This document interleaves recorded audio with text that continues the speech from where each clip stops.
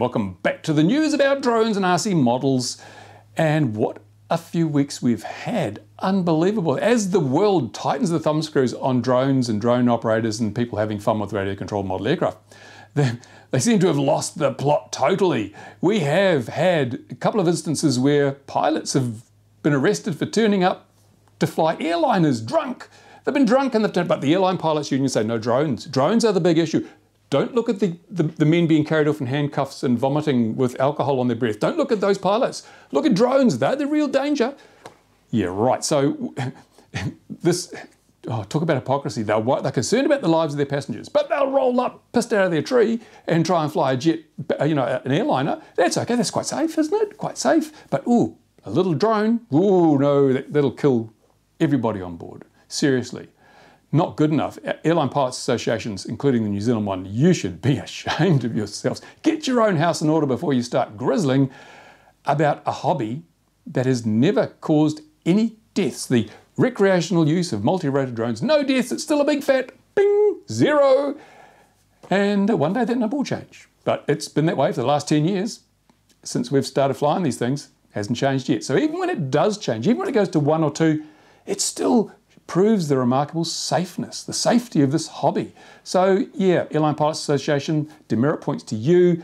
Get off your high horse, start dealing with your own issues, which seem to be quite severe. And in the UK, well, they've got some tough drone laws now. You can't you can't do basically anything. It's pretty, you're going to have to, once the new rules come in, you're going to have to register your things. It's all for safety. It's all for safety. Yes, because these toys, you can't fly a toy drone in your backyard because think of the mayhem you could cause. But look at this. It looks like a Robinson R-22 helicopter. Someone taking off from their backyard, snagged some lawn furniture, crashed their helicopter, their manned helicopter in their own backyard. That's okay. No, don't worry about that. It's quite safe. Don't look. No. It was just a mere accident. No, I'm sure he wasn't trying to spy through people's windows and annoy them. It's quite safe to crash an R-22 in your backyard, but don't you dare get that plastic toy out or you will be in such big trouble because CAA knows what it's doing. Yeah. And here we have another drone strike. But look at this.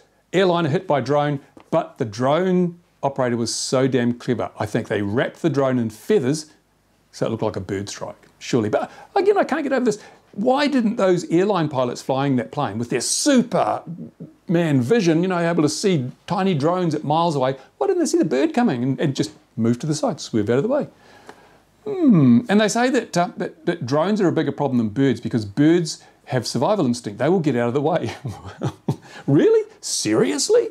Birds have got skin in the game and we still have over $400 million a year worth of bird strike damage to the commercial aircraft fleet of the world. So how many dollars of drone damage has there been? Can someone at the back answer that question? Yes, that's right. We've got to regulate the snot out of our toys because maybe it's only a matter of time before some paint gets scuffed.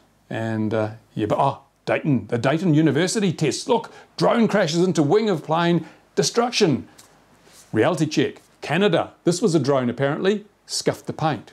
Well, how can there be such a big difference between carefully set up university tests designed to show how bad drones are and what really happens when a drone hits an aeroplane?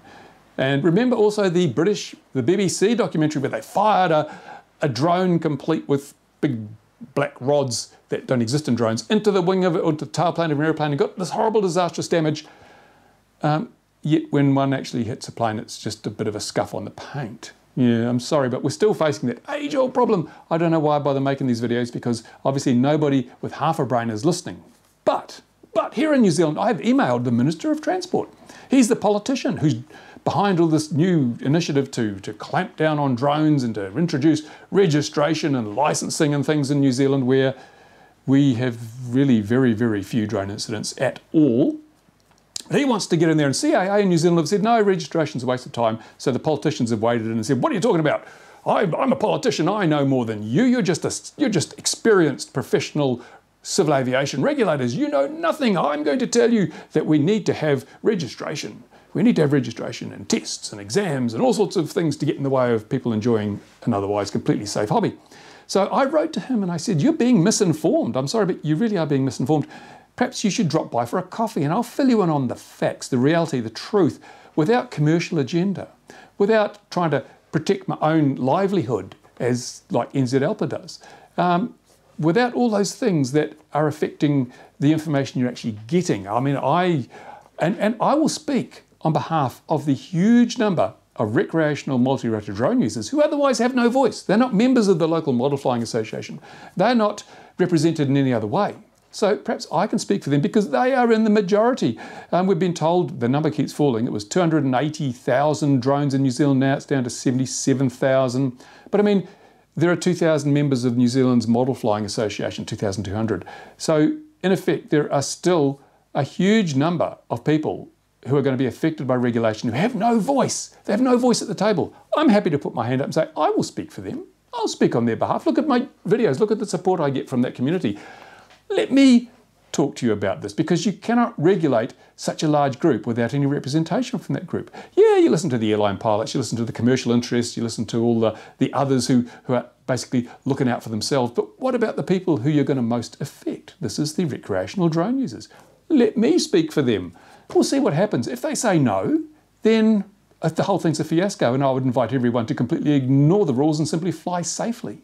But we'll see what happens. We'll give them the benefit of the doubt. I haven't heard back. I've just been told that my email's been put on the minister's desk for his attention. So we'll see what happens. I'm sure he'll come back and respond positively, and we'll have a coffee down at Robert Harris here on State Highway 1, and we'll sort it all out, and everything will be rosy, and the airline pilots will get a kick up the arse and told to stop drinking, and that's what will happen. And Google will be told, get your flying drones out of here. This is recreational airspace. Who knows? We don't know.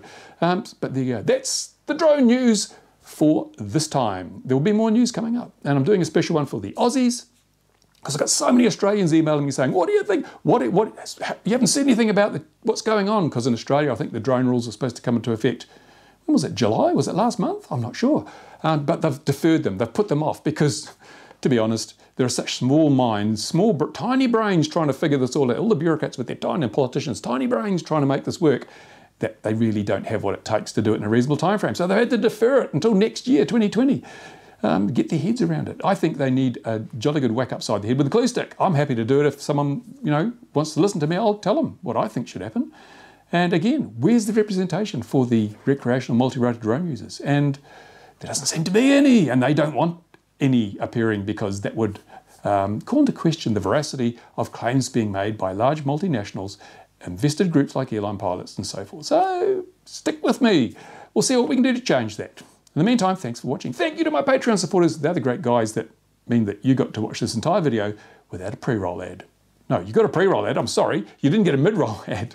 I've got to have some ad revenue. Otherwise, and it's interesting, you've got to have ads or YouTube doesn't promote your videos. So I was seriously thinking I'd just turn the ads off. But then no one gets to see the videos, because YouTube says, well, we're not going to make money of that video. Why would we suggest somebody watches it? No, here's another one by PewDiePie. He's got ads. Watch this instead. It's the way it works in the world of YouTube. And as I mentioned in a video a while ago, I have been working on my plan to usurp YouTube's monopoly, its dominance in the online user content video market. So that's a video coming up in a week or two, which hopefully you'll find interesting, enlightening, and maybe someone will run with it. And YouTube will have to be a competitor, not the only game in town. There you go. Thanks for watching, guys. Bye. Oh, there's support links in the, if you want to support the channel, other than Patreon, you can click on the Banggood link, which takes you to an interesting product, but I don't suggest you buy that product. I just suggest that if you're going to buy stuff off Banggood anyway, click on that link before you buy it, then go and do your shopping on Banggood, and I get a tiny little amount of commission, which is paid for some stuff which should be here very soon. Hopefully, left Shenzhen five days ago, so it's on its way. Woohoo. Anyway, thanks for watching, guys. I've said that before. Got to go. Bye for now.